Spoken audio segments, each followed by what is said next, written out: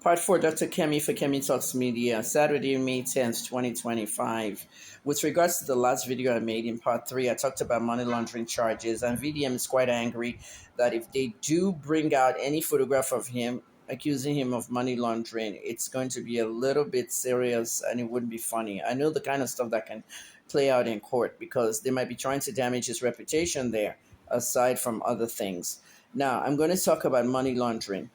Anytime you see a huge amount of money being moved from one person to the other, I told you about Hush Puppy and Bukola Saraki, all those allegations, and believe it or not, Hush Puppy is still wanted by the EFCC for this case, where the EFCC under Magu accused Hush Puppy of laundering 2 billion naira for Bukola Saraki, the governor of Kwara State at the time. I mean, let's face it, Bukola has been governor, senator, leader of the Senate, everything. This time has passed. And this is one of the things that the EFCC operates on. They let time pass so much, and then this case actually die themselves. Look at Naira Marley's case. Today is May 10th. Wait, today is Naira Marley's birthday too, which means this case has been going on for 6 years, and they still haven't prosecuted him. Have they prosecuted Monfab? So this is a habit of the EFCC. Now, when Don Jazzy moved 100 million naira to VDM's NGO, okay, they suspected Don Jazzy was allegedly laundering money to VDM. That was the suspicion, because actually money laundering is done that way. They will use somebody to move money somewhere. Why is it a music producer that they're targeting of moving the money to an activist? Did someone in the government or a businessman move that money to the music producer who ultimately moved it to the activist? That's what you're supposed to be investigating, okay? But instead, now, bear in mind, I don't know if the EFCC has ever spoken to Don Jazzy. Bear in mind, what Don Jazzy gave VDM was a donation to his NGO, and there's a record of that in Zenith Bank, okay? A donation. Yeah, money laundering can happen with donations too. But the chances of Don Jazzy moving his money publicly to someone is a possibility of 0. Yeah, guys. The actual people that launder money don't announce who they laundered it to. Nobody knows. Okay? Even the Bukola Saraki allegations and Hush Puppy, no one knew until the EFCC themselves came out with that. Now, people remember, I've always told you this as a journalist or retired journalist or whatever. There are a lot of you watching my video now. Okay, you see the gray hair on my hair, how my hair is graying like so fast. Many of you were not in the conversation.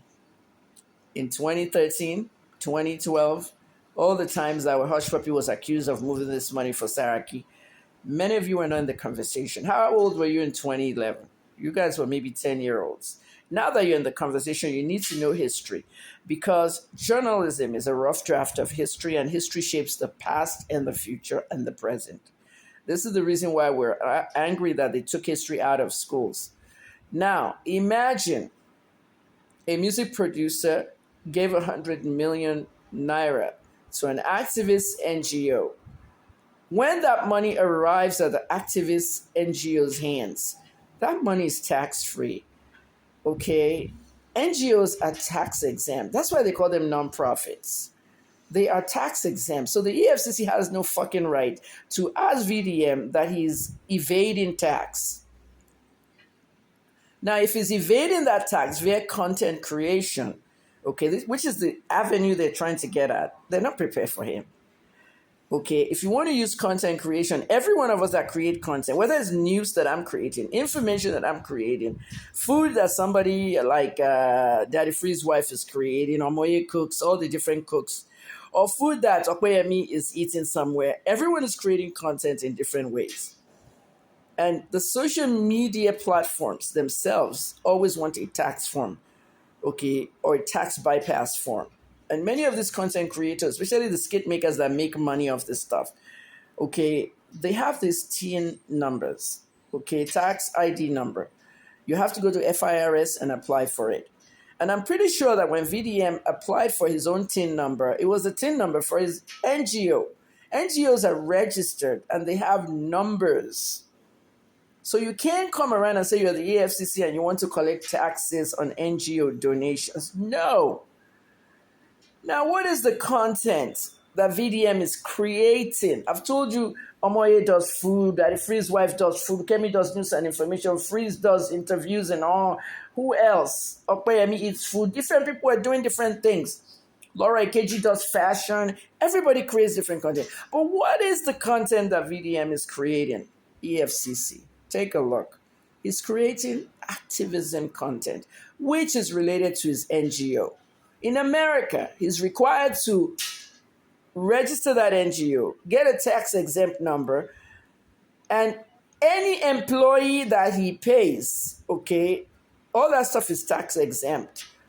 Employees could be posting all that stuff for him, but he's the one that comes out and sits and tells us the next cause. These are activism-related causes to the NGO. So you have no fucking right, EFCC, to ask him to pay taxes or call him a tax evader. Okay? There's one thing about some people. They're making lots of money on social media. I'll tell you, Nicole Bichi is a friend of mine. She's a content creator. We've been blogging since 1999. Now, her new pages are doing something else. Okay? Same thing with Angie Nwandu. She's Nigerian. She owns Shade Room. Angie Nwandu is creating entertainment, news in general, everything. She's a blog, the Shade Room. The kind of content she's creating, it's nice and good and it makes money. Now, if Angie has an NGO out there, most bloggers in America have foundations and stuff. If she has an NGO out there, she could possibly merge some of her postings into that NGO so she doesn't pay taxes. They'll catch her. Okay, they'll catch her unless it's an NGO post. If she makes a post on her NGO and that post on Facebook makes $600, she doesn't have to pay taxes on it because it has to do with the nonprofit. Let's explain things to Nigerians the way it should be. The Nigerian media is not explaining these things. They just report it. EFCC has arrested him. EFCC has released him. He made a video like, the fucking Nigerian media has not done a thing. And so our people are not educated about how these things work. And that's why I'm here telling them. The next part is coming up. I think that's part 5.